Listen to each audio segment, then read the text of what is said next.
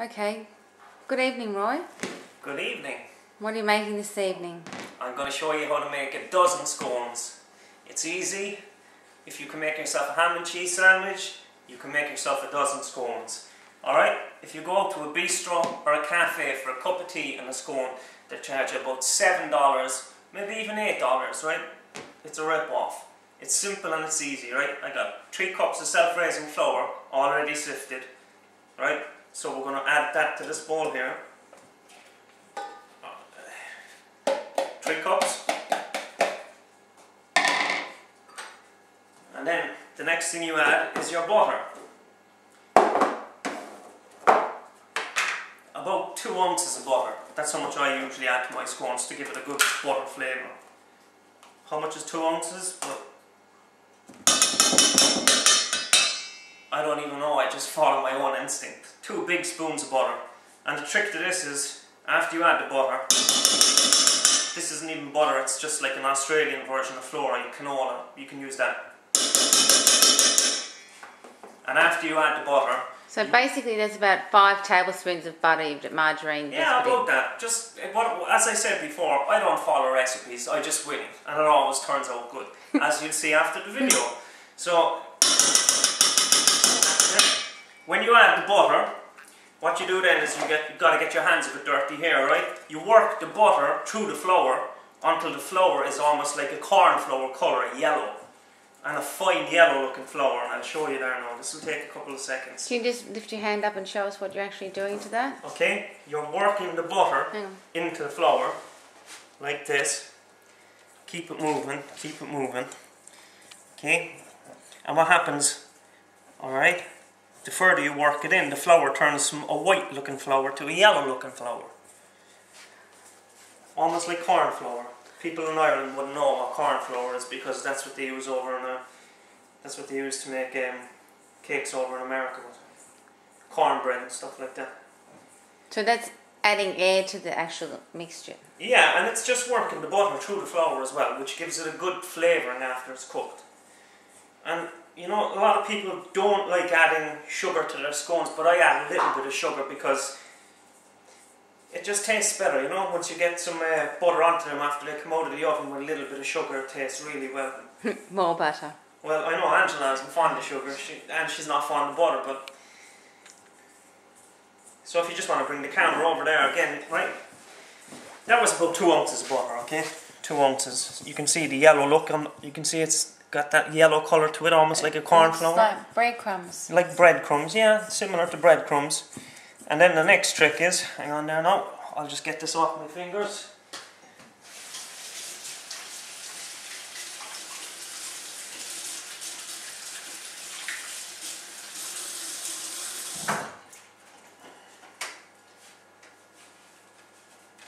So after you work the butter through the flour, then it's time for the sugar. I'm not going to go too crazy on the sugar because Angela will kill me. Well, we have a 1/4 cup here, okay? So a 1/4 cup of sugar, in we go. And I'll just use the spoon there now because I'm just after washing that flour off my hands. And I'll just work that through. And there's no eggs, I put no eggs into my scones. The next thing I do is I add a good cup of milk. And that will be your mixture for the scones done. And it shouldn't be too sticky, so when you're mixing it, and if it's sticking to the spoon or if it's sticking to your fingers, just throw in a little bit more flour, and because it shouldn't stick to your fingers. That's what a lot of people when they're making scones, they mess up and they make it really sticky, and you can tell too when you're eating scones after they come out of the oven when they haven't been mixed properly. That's 1 cup of milk. Now you're mixing that into... I'm mixing that into 3 cups of self-raising sifted flour and 2 ounces of butter. Till it forms a dough. Till it forms the dough. And I might need to add a little bit more milk. That all depends on how well this mixes up. As I said, I'm not a huge recipe follower. I just do it by I just wing it, as they say. And it always turns out well for me anyway. So I mean, if it's not broken, don't fix it. You don't need a recipe to make yourself a salad sandwich. You don't need a recipe to make yourself scones. It's not rocket science. So I'm just going to get So is that right? Yeah, we're almost right there now. What I'll do is I'll use my fingers to do the rest of it. Yeah, that's good. I'll just take the flour from the end of the bowl. Work that in. You know, they call that kneading. When I throw it out onto the worktop there, it's sticking to my fingers at the moment. But so will you be putting some flour on the workbench? Yep, I'll do that now in a second. Okay. What I'll do here is I'll actually get the flour from here. There. Just working with my bad hand out here, so I have to improvise. Your bad hand. Yeah, this is my bad hand, my right hand. Used to be my good hand, but now it's my bad hand. But that's another story? That's another story that will be told at another time. Here we go, work that flour into it. We should be ready to go there now, yeah. So 3 cups of self-raising flour, sifted, 2 ounces of butter, and a quarter of a cup of sugar. You don't even need to add sugar. If you're not a fan of sugar, then feel free not to add it. As I said. Okay, I'll throw a little bit of flour out here now. Okay. There we go. As I said, about a dozen scones, okay? That's what it usually does.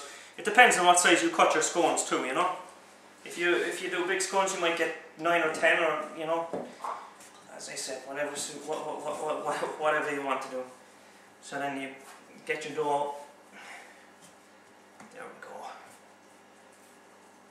This is sticking to the fingers, but we'll be alright.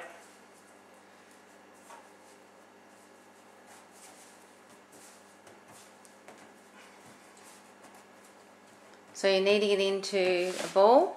Yeah, what I do is I knead it into like a flat, like a pizza base, except much thicker than a pizza base. And then I cut my scones off with a knife. Some people use a cutting cup, which will do them in circles or whatever. But this is the way I go about it. Okay, so that's the dough for the scones, and I'm going to wash off what I have in my hands, you know. And what did you say you use to cut? You don't use a scone cutter? I just use a knife to cut my scones.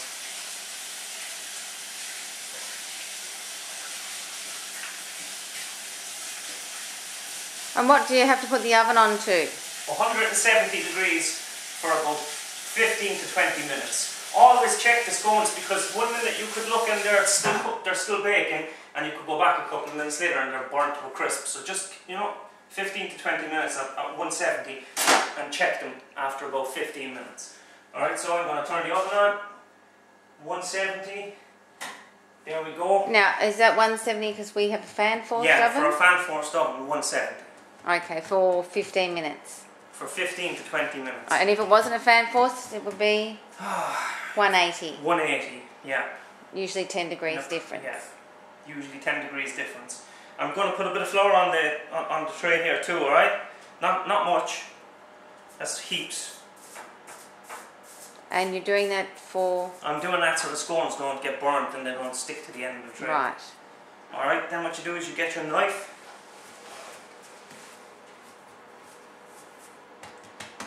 See that? You can see that dough is really yellow, like that's the butter. And that will really complement the flavour of them as well. You see that? I don't know whether the camera actually picks up the yellow. Ah, sure, we'll just... Alright, you can see the... You know? Yeah. Now here we go, right?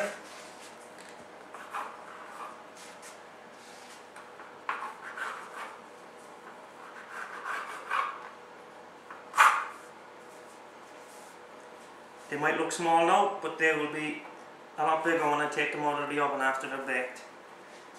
So there we go, 1, 2.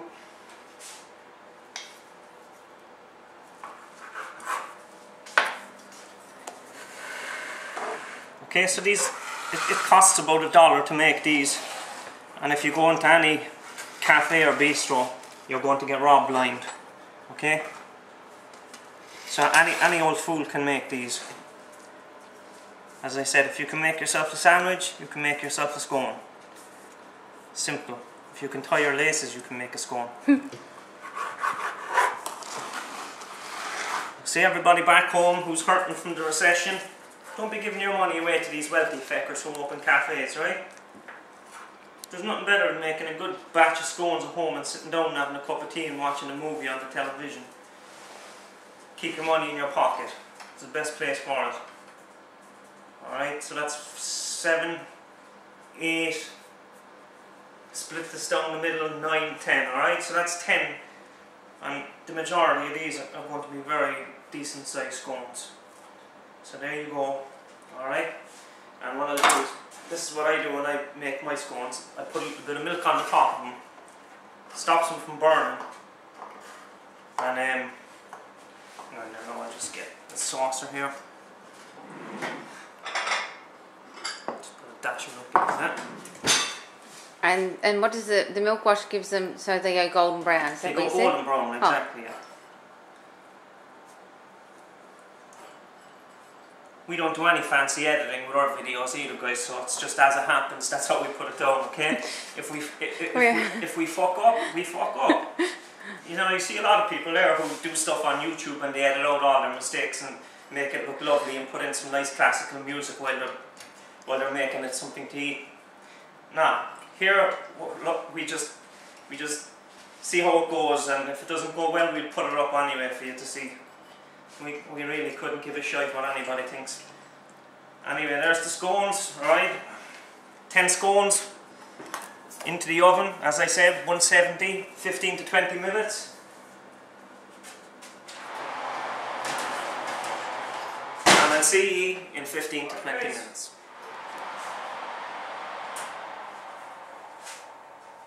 Did them in for just over 15 minutes. Up we go.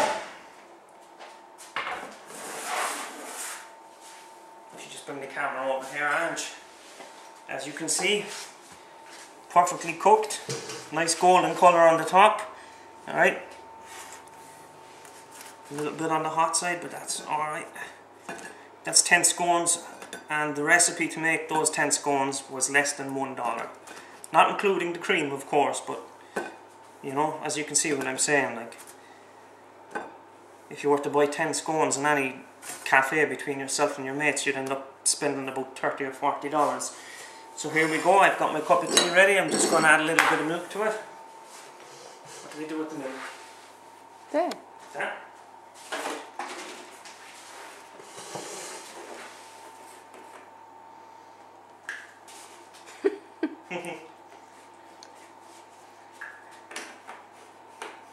Always check the use by dates. Always check the use by dates, because Angela likes to leave stuff in the fridge for about 3 years. So, alright, here we go. And you know what we usually do here in this household is we always give the dog a sample of the food, and the dog gives us the thumbs up. The dog is like the man from Del Monte, that ad that used to be on years ago. So here we go, guys. Bella, come here. Good girl. Are you hungry? Okay, just get the camera on me there, and we'll show the people at home. Lynn, okay? You can't pick the dog up. I was talking about scones with my sister on Facebook earlier on, and I was trying to explain to her how beautiful they were. And if you just bring the camera over here. Alright, look at that golden butter, right? It's absolutely beautiful. What I'm going to do is I'm going to grab some spread here. This is like the Australian version of Flora, and I'll show you.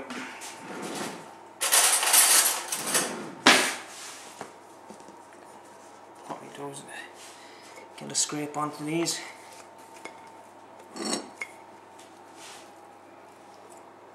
Oh, beautiful. What's the name of that place back in Ireland? Bewley's, is it? You'd never get a scone like this in Bewley's. No. These are otherworldly. These scones here would put an end to any world war. Any world war. So there you go, right? The butter on the scones. And then next up, we go with a bit of jam. I'm just going to use the knife again.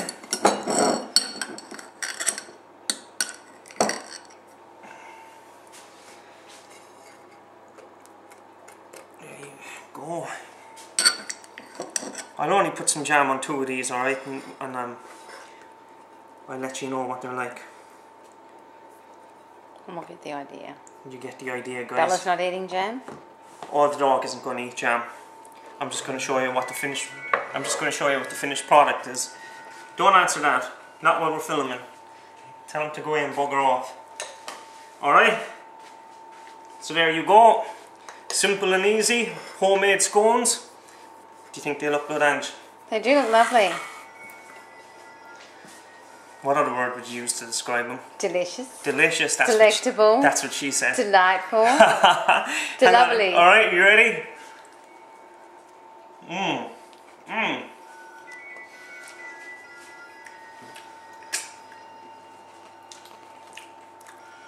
Spiritual, that's what I'd say.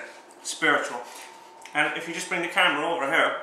And who are you introducing us to? I'm introducing you to my dog, Bella. I'll actually bring her over here. Come on, Bella. Good girl. Sit. Good girl. Stay. Okay? Sit and stay. Sit. Go on. Good girl. In your bed. Take it to your bed. Here, let me help you. Take it to your bed. Good girl. Come on. In your bed. She's very obedient. She's very spoiled. Oh, she is. So that says it all. It gets Bella's seal of approval anyway. And there you have it. Slán leat, motherfuckers.